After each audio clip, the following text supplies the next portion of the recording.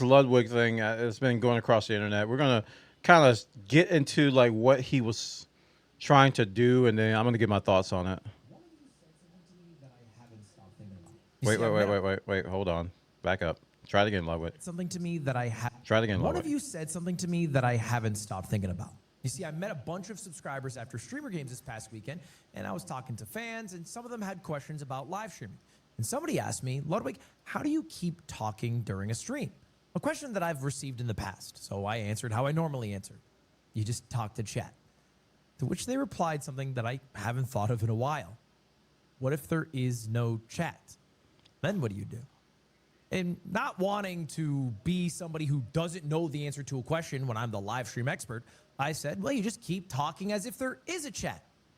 But that's the thing. I don't really know how to do that.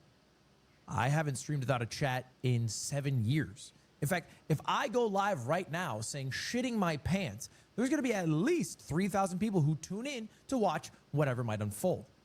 So could I actually live stream without a chat? And better yet, how long would it take me to live stream until somebody notices me in chat? So that's what I wanted to find out today. And to do that, well, we're going to go live on a different channel. Now, this is the first time I've been able to do. Okay, so that's the premise right there. That's the premise.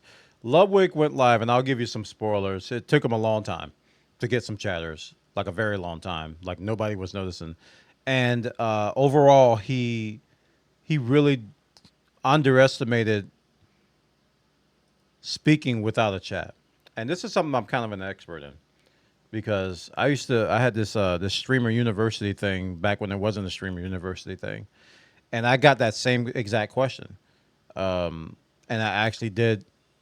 I think it's still on YouTube. I have an episode on that about how you should talk uh, on your streams. And one of the things I said back then, some of it applies today, some of it doesn't, but this is what I said back then, is that you don't want dead air. You want to always be talking. Even if nobody in your chat is talking, you can self-commentate, or you can talk about something that happened, or bring up a story. And the advice I went towards was treat it like a podcast, because when you're doing a podcast, especially if you're doing a podcast solo, nobody's talking back and nobody's listening and nobody's saying anything. If you're doing an offline podcast, which is the traditional podcast, so treat it like a podcast, and it helps if you're streaming something that you can talk about without somebody talking back. And I gave the whole elevator speech thing. If you can talk about something for 3 minutes without the person saying anything to you or back and just keep talking, then that's a good topic. That means you have passion for it. If you can just keep talking without anybody talking about it or talking back to you or asking you questions about it to prompt more talking, then that's actually a good thing that you can talk about. So it's a very interesting experiment, and I think it was good for him that it's eye opening that so many of these large streamers who I'm not gonna say they got lucky or that something special happened, but they grew really fast. Like a lot of these streamers stream for 6 months to a year, and then boom, they're at 10,000, 5,000 viewers, which is an anomaly. It is not normal. So like he said, he's really not used to not having a chat, and sometimes it can be very difficult. Like I have a very lurker friendly community. Like my community lurks. I encourage them to lurk all the time. So there will be 3-4 hours in the stream when nobody says a word, and I have to keep the stream going no matter what. And I gotta keep the stream going even if nobody says anything, so that if somebody new comes in, they can follow, or you don't want to miss opportunities. Streaming is all about opportunities. You don't want to waste any kind of opportunities, right? So I always want to be talking. I always want to be interactive, even though nobody was talking, and that's not easy. It's not easy because you have to contend with how much energy you expunge. Because now I'm a lot older. I can't. It's hard for me to talk for 8 hours straight with no chat. It was easy in the past, but now I have to take breaks. Sometimes you guys may notice that I'll turn off my camera and I'll just be silent and just do my thing, and I'm basically regaining my energy, and then come back and I'll be like, all right, let's get it going again. Because I don't drink energy drinks. I have very limited caffeine. I don't do that stuff. And a lot of streamers, they pound energy drinks, they pound monsters, they pound caffeine. And there was a time where I did that too, but I can't do that now. But Ludwig, his experiment is probably going to resonate with a lot of people because there's a ton of streamers out there that stream to 0 to 1 viewer. That's a majority of Twitch, actually. Majority of Twitch, people got like 5 or less viewers. That's a vast majority of Twitch. And the thing I can say, and the thing I can recommend is that you need to find something you're passionate about. If you're streaming about, if you just stream yourself playing a game, be able to talk about you playing that game. If you're streaming like just chatting or you're streaming about topics, be able to talk about that topic without anybody else asking you questions or talking about it or prompting you. And the way people get around this, and this is something that the Twitch community is really pushing, especially with their Stream Together campaign, is that they want you to collab. Because if you can't keep the conversation going by yourself, if you can't keep the conversation going with 0 viewers, if you have somebody to bounce off of, it kind of alleviates some of the energy that you have to expunge in the stream. It kind of gives you a little bit of a push if you got somebody else talking.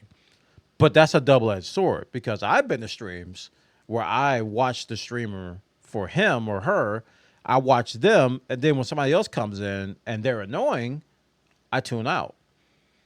Now, that's not always the case. If they're annoying, if I don't really gel with that other person, they become annoying and then I leave the stream. So it could be a double-edged sword. It can bring some people in, but it could also drive some long-time loyal viewers away.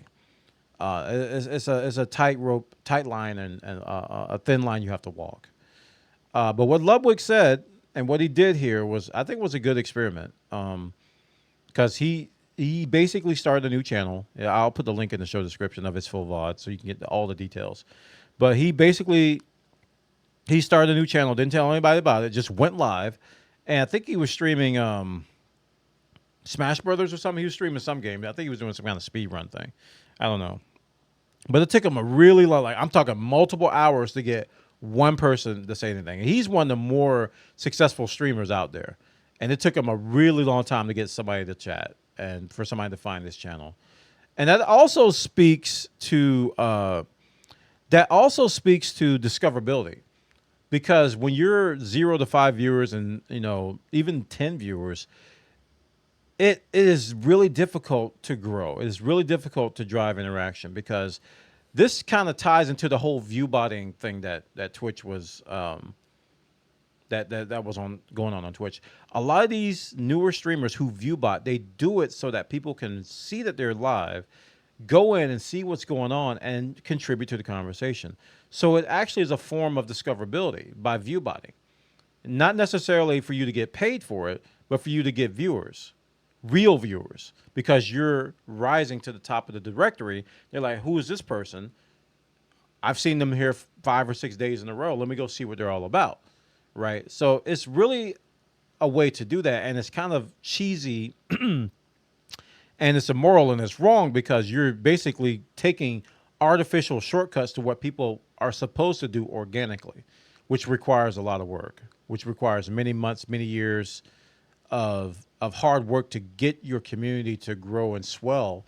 And if somebody comes in and just drops a 500,000 viewer view bot on their stream for a week, and then they get twice as many viewers as you, they turn the view bots off, and now they're sitting pretty at 100, 200 average concurrence just by buying view bots. So it's something that sadly is becoming more common on Twitch. A lot more people, especially in the last 5 years, they're talking about a lot more now. But in the last 5 years, man, so many people, I knew they were view botting. I know what to look for. I saw the behavior. It wasn't hating. They were straight up view botting, and they grew because of it, which is why some of the people out there really hate it and want Twitch to crack down on these streamers. And Twitch doesn't want to crack down on streamers because anybody can view bot anybody. So it's hard to delineate if the streamer's doing it or if somebody else is doing it. But at the end of the day, they got to figure out something, because it's going to keep spiraling out of control. Right now, Twitch has banned a lot of view bots, but they're coming back. I've already seen some channels come back that I know are view botting. They've already updated. They're coming back. So it's really interesting that Ludwig did this. I'm really happy he did this. And I hope it opens other people's eyes as to how difficult it is to stream when there's no chat. Because the difficulty is not necessarily in growth. The difficulty comes in how much energy you have to put in. Because if there's no chat to bounce off of, that's what I think that's the term he used, that he bounces off of chat. Then you have to expunge even more energy. You have to talk even more. You have to do even more work. And doing an 8-hour stream of that drains you. It absolutely drains you. And you have to conserve your energy. You have to do these things. And if you do this for like 6 months straight and you don't grow and you're putting all this energy in, it's really easy to get discouraged. Super duper easy to get discouraged. And I just want to encourage all the up and coming streamers out there that you need to be in a situation where you can be patient. Don't quit your job and stream. I think everybody says this. Don't quit your job and say, I'm going to stream. You need to be streaming alongside your job. And you need to be putting that work in, a few hours a night after work or before work. And it is a marathon. It is not something you're going to get overnight. You're not going to blow up like a lot of these big streamers did. It's just not going to happen. You have to accept that. But you can slowly grow and maybe put yourself in an opportunity where you can possibly get some exposure.